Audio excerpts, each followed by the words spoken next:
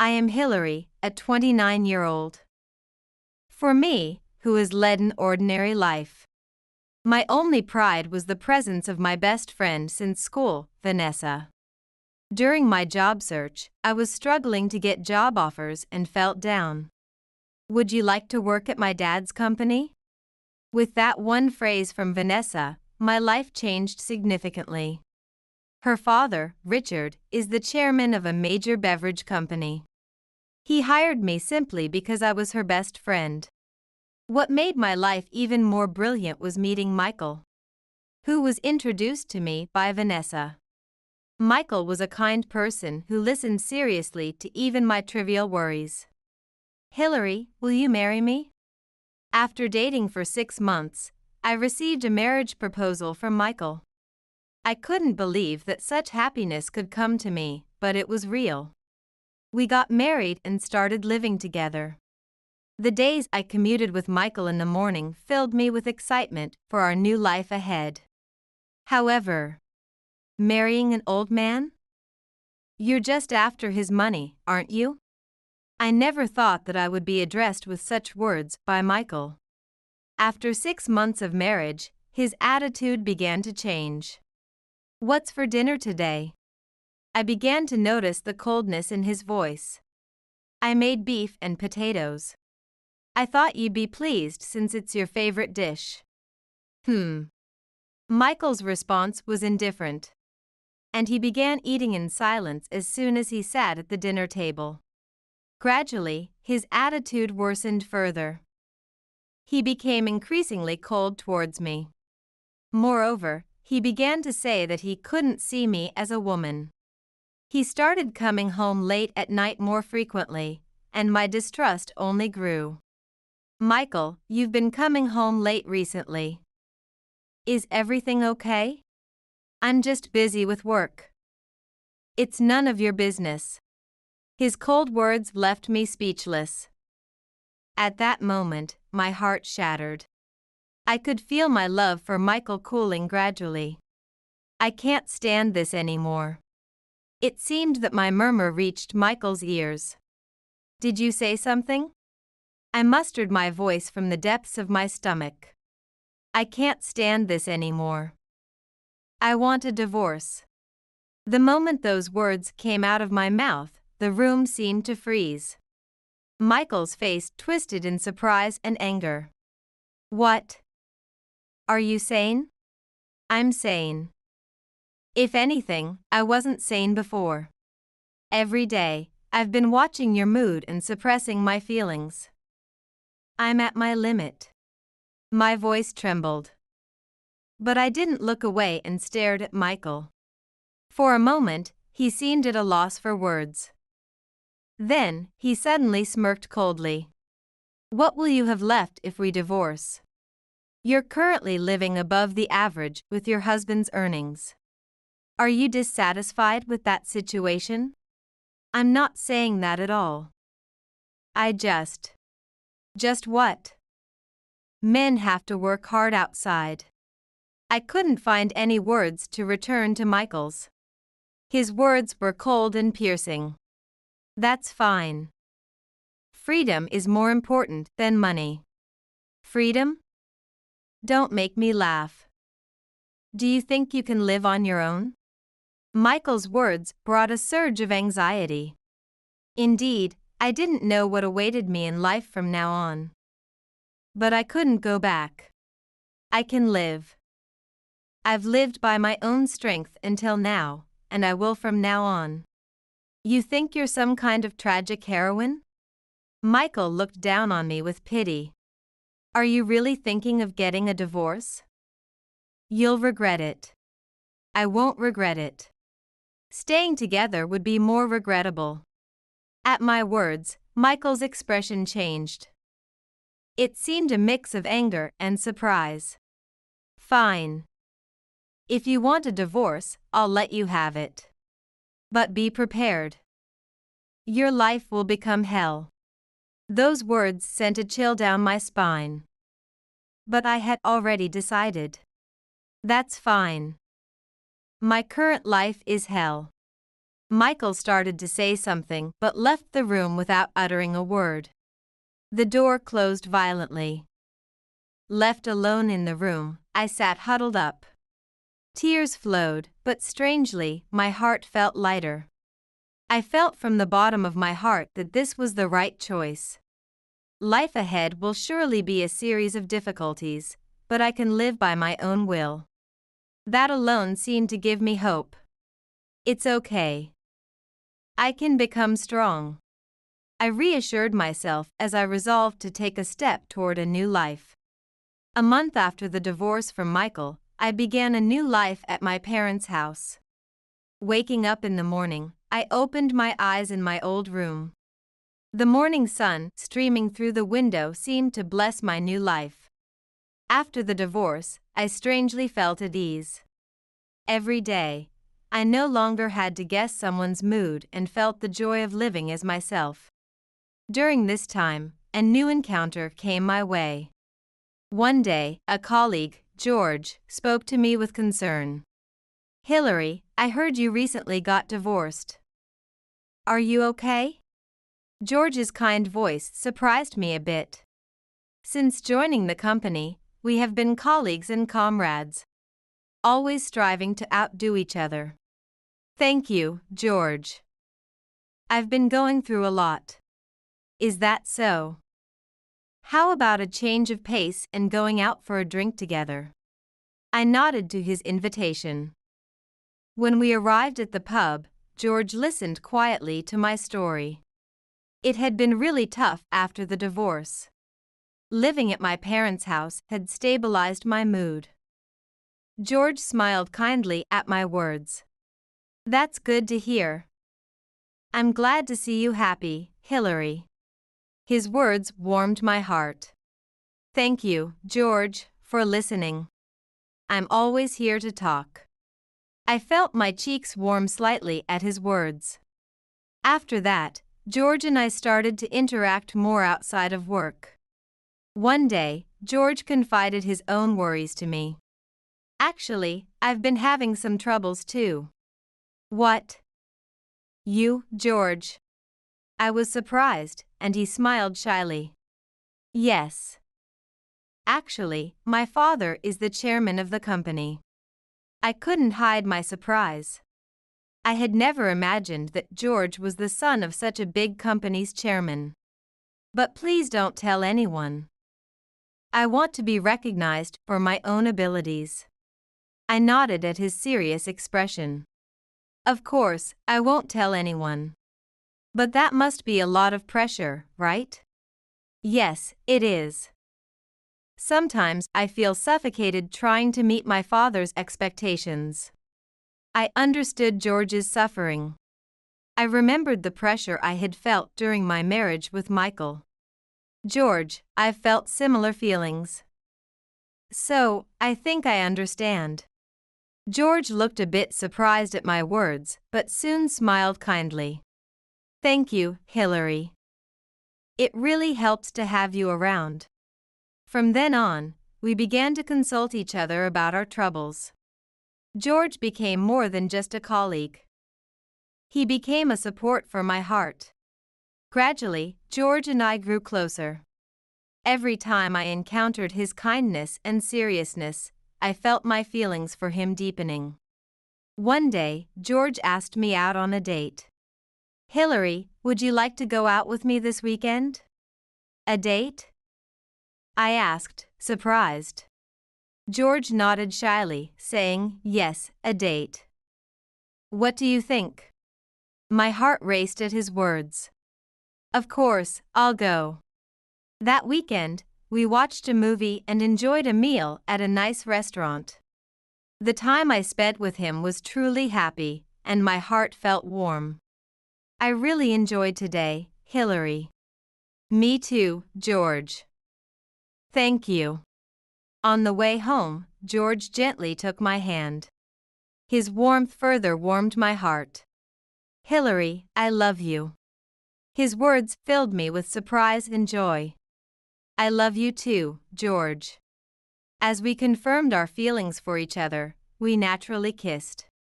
At that moment, all my worries disappeared, and I was filled with happiness. After 6 months of dating, we continued to deepen our understanding of each other. George's kindness, his seriousness, and sharing his worries all made our bond stronger. Then, one day, George proposed to me. We got married without any problems and started a new life together. Being with George made me truly feel happy. Thank you, George. Let's keep working hard together. Yes, Hillary. We'll always be together. We held hands and began walking towards our future. Marriage with George brought me new hope and happiness. I also discussed my relationship with George with my best friend, Vanessa. It seems Vanessa also felt responsible for my divorce from Michael. I'm sorry, I thought Michael would be okay. Don't worry. Thanks to that, I met George. Oh, that's good. How about we have dinner together sometime? Vanessa and George agreed to my suggestion. When we spent time together, we found unexpected commonalities. Vanessa and George's fathers were important figures in their company. Therefore, they shared the children's conflicts. I get it. It's like pressure, right? Yeah. But I want to be recognized for who I am. I was happy that my best friend and my partner, now my husband, got along well. You know, they say love doesn't work out if those around you don't agree. I felt comfortable in a relationship where I could consult them about anything. 6 months into my marriage with George, a very happy piece of news arrived. Hey, George. We've received a wedding invitation from Vanessa. Really? That's wonderful. Let's go, Hillary. His kind smile made me nod a little nervously. On the day of the wedding, we stepped into the vibrant venue. A bit of nervousness surged as it had been a while since we all met due to our busy work schedules. Hillary. Thank you for coming. Vanessa ran up to me happily. Behind her was a familiar face. Hillary, long time no see. Vanessa's father, Richard, is the man who helped me with my job search. Richard, it's been a while. Thank you for your help during my job search. Don't mention it, it was all thanks to your own abilities, Hillary. And Richard's words were interrupted because someone else approached. Hey, Richard. Long time no see. Surprisingly, it was George's father, who is the chairman of my company. As I explained earlier, Richard and George's father have been comrades since the old days. Nice to meet you again, Hillary. Please take good care of my son. I responded with a smile, albeit feeling a bit overwhelmed, to George's father's words. From there, the three of us engaged in light conversation. We celebrated Vanessa's wedding and reminisced about old times. There was a happy atmosphere. However, that happiness did not last long. Hey, if it isn't Hillary. A familiar voice made my body freeze. When I turned around, there stood Michael. Michael. Well, marrying an old man? You're just after his money, aren't you? I was at a loss for words. It seemed Michael misunderstood that I had remarried Richard. What are you talking about? I am. That's fine. I'm producing results at work. You must regret your divorce, right? To think you'd marry an old man for his inheritance, you sure have changed your taste. Michael's provocative attitude angered me. However, this was a wedding venue. I couldn't raise my voice. Michael, that's all in the past. I am. Hey, old man. I work at a well-known beverage company. You know that, right? Michael started to take a confrontational stance towards Richard. Michael works at a fairly large company and seemed to want to flaunt his position. But then it happened. What? Who do you think this couple is?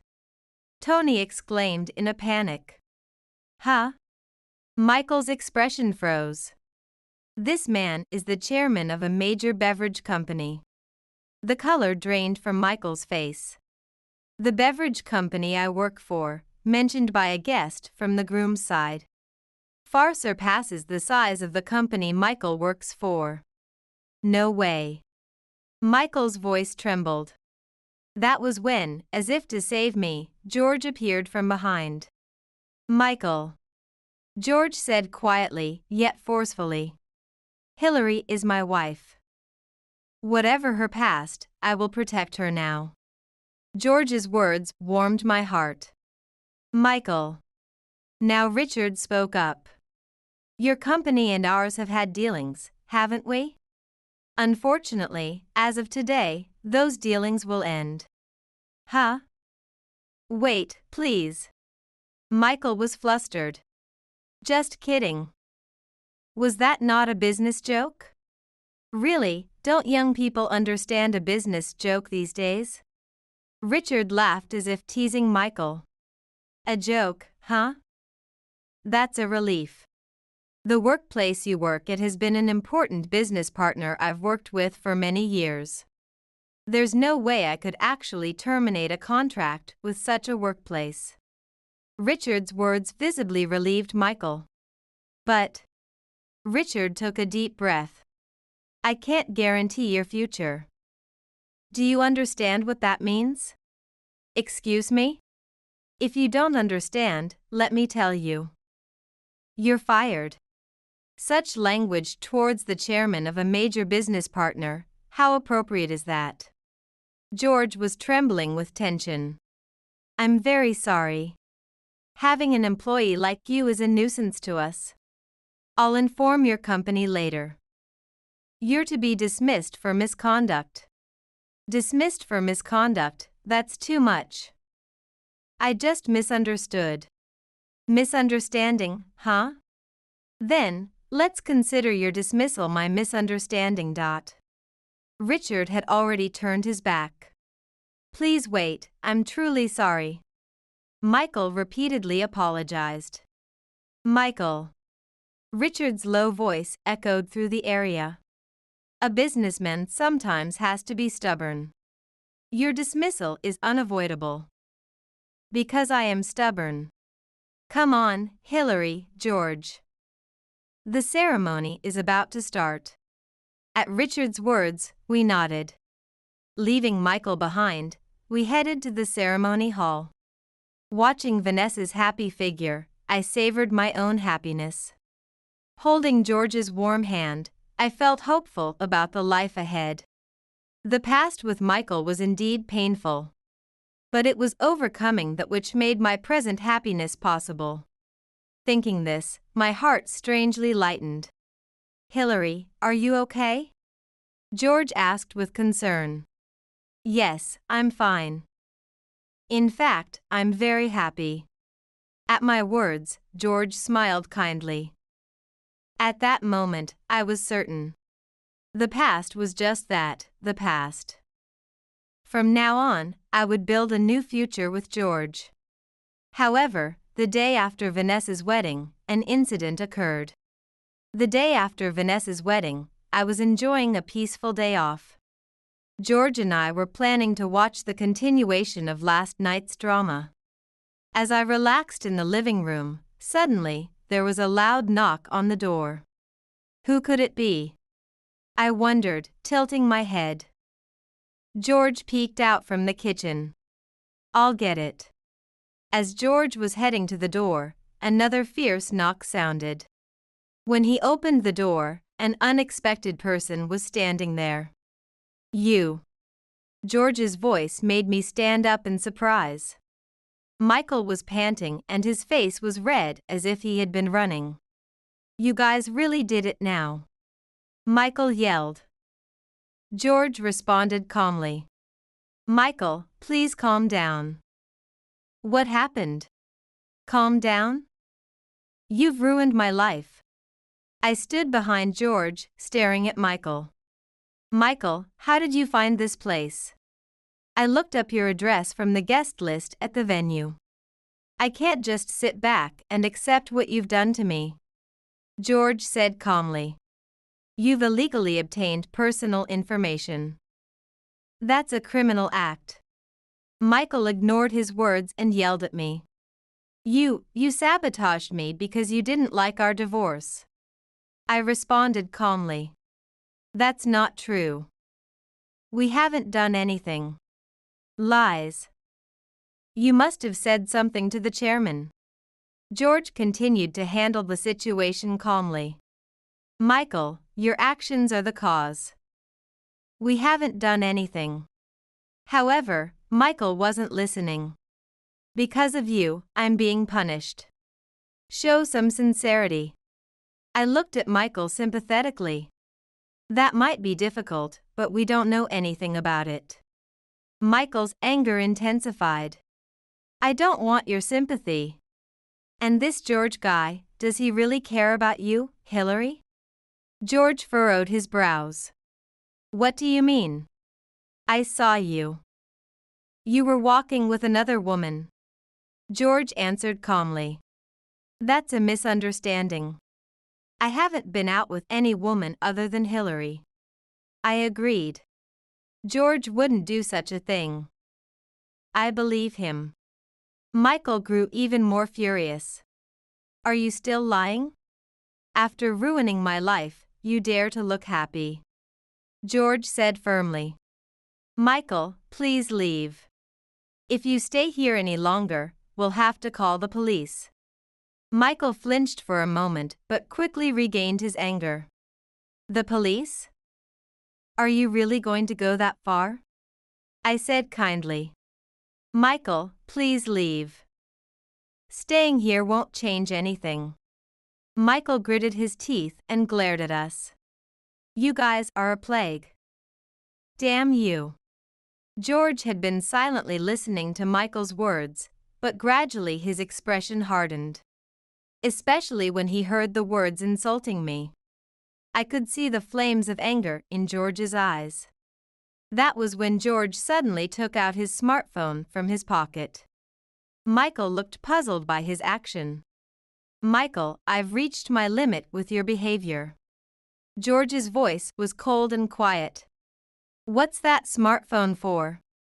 Michael seemed a bit uneasy as he asked. George manipulated the screen and pressed the play button. Then, Michael's shouting voice from earlier started playing. This is. The color drained from Michael's face. The moment you appeared at the door, I had been recording this conversation. George explained calmly. I was surprised and looked at George. I hadn't thought he had anticipated things this far.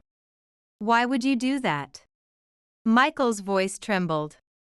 Because I anticipated your actions. And my prediction was correct. George answered plainly. Michael was at a loss for words, his mouth opening and closing. Michael, please listen. George continued with a serious expression. This recording contains evidence of threats against us, misuse of personal information, and insults towards Hillary. So, what about it? Michael blustered, his voice clearly shaky. I intend to hand this recording over to the company chairman. George's words turned Michael's face pale. Stop it. If you do that, I'll be. Your position at the company will become precarious, right? In fact, it will be more than precarious. You'll have nowhere to go. George stated calmly. Michael was speechless, left standing there. Michael. George stepped forward. I might have forgiven you if it was just an insult to me. However, I will never forgive the insults towards Hillary. I felt warmth in my chest at George's words. George. I murmured involuntarily. Hillary is very important to me. Hurting her is something I cannot forgive more than hurting myself. There was strong determination in George's voice. Michael was completely devastated, his face pale. "Please, delete that recording," Michael pleaded with a trembling voice. George seemed to think for a moment, but then appeared to make a decision. "There is one condition." "Anything, just tell me." Michael was desperate. "First, you must sincerely apologize to Hillary. And, you must never come near us again." Michael hesitated for a moment but then nodded. "Okay. I'm sorry. Hillary, I was wrong. And I won't ever come near you two again. I promise." George listened to Michael's words and slowly nodded. "Understood.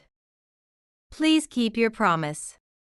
If you break this promise, I will immediately call the police." Michael seemed startled by the mention of the police.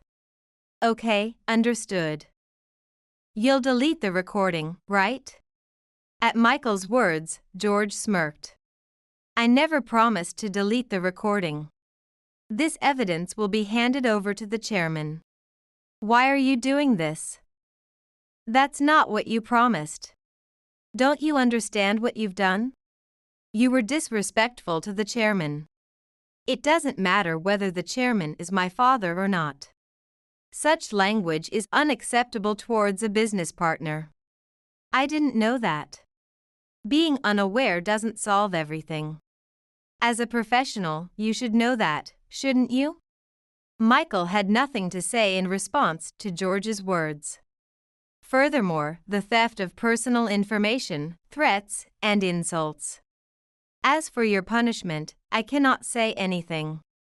But please take the consequences seriously. Everything is the result of your own actions. The cause lies within you." At George's words, Michael collapsed to his knees. "Please leave immediately. Otherwise, I will call the police." "Michael, please go home. Staying here won't change anything." Michael gritted his teeth and glared at us. "Damn it, it's all because of you," George said calmly. "Michael, your life is for you to decide. Blaming us won't change anything." Michael started to say something but choked up. Then, suddenly, tears welled up in his eyes. Why are you guys the only ones happy?" I said sympathetically. "Michael, happiness is something you have to seize for yourself. Hating us won't change anything." Michael glared at us one last time and said, "Remember this," before he left. When the door closed, George and I let out a deep sigh. "Are you okay?" George placed his hand on my shoulder. "Yes, I'm okay. I'm really glad you're here, George." George smiled gently. "We haven't done anything wrong. He will realize that eventually." I nodded. "That's true. But I'm a bit worried about him." "Me too. But, his life is for him to decide." We looked at each other and hugged quietly. Michael's visit was unexpected, but it seemed to strengthen our bond. Now, let's watch the continuation of last night's drama. That's right. I had completely forgotten. We held hands and headed to the living room. Overcoming this trial seemed to deepen our love. A few days after the wedding, Michael received an urgent summons from his boss at the company. Unable to suppress his anxiety, he headed to the conference room. When he opened the door, not only his boss but also the president and directors, including the chairman, awaited him with stern expressions. "What have you done?" Suddenly, the boss's roar echoed through the conference room. Michael tried to explain with a trembling voice, but his excuses were futile. Silence. "What were you thinking? Our transactions were about to be abruptly terminated because of you. You took our company for granted." The president interrogated him harshly. "I hear you were rude to the chairman of a business partner at the wedding venue?" Michael turned pale and tried desperately to explain. No, that wasn't my intention. I don't want to hear excuses. Furthermore, you threatened and insulted the chairman's son and his wife. Plus, you stole personal information from the venue. These are serious criminal acts that affect our company's reputation. Your thoughtless actions almost caused substantial damage to our company. The chairman's voice filled with anger, and Michael was completely lost for words. Dismissed for misconduct. That's final. Upon hearing those words, Michael suddenly fell to his knees. I'm very sorry. Please, give me another chance. He began to plead tearfully. However, the director's cold gazes did not change. Michael's demeanor was completely different from when he had been arrogant towards me. His life had changed drastically in just one day. Meanwhile, my life with George was filled with happiness. The day after the wedding, we were enjoying breakfast together. George, what shall we do today? The weather is nice, how about we go for a walk?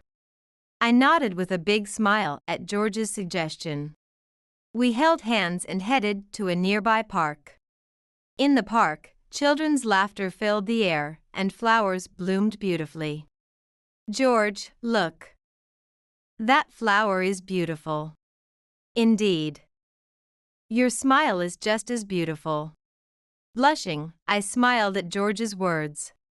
Then, we sat on a bench and enjoyed a leisurely time. George, I'm really happy. I'm so glad to be with you. Me too, Hillary. Every day becomes special because I'm with you.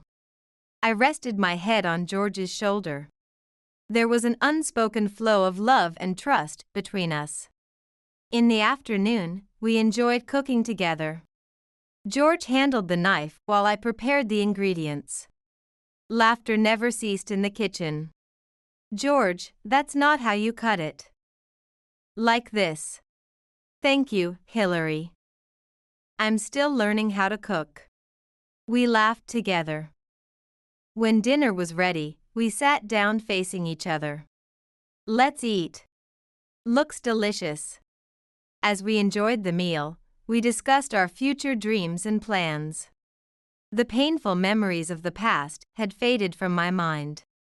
Now, I was only looking at a happy future with George. In the evening, we sat on the sofa and enjoyed a movie. George held me gently, and I felt a profound sense of peace wrapped in his warmth. George, thank you. Really, thank you. Hillary, thank you too. Being with you is my greatest happiness. With tears in my eyes, I smiled. Our love for each other would continue to grow. A blissful everyday life enveloped us both.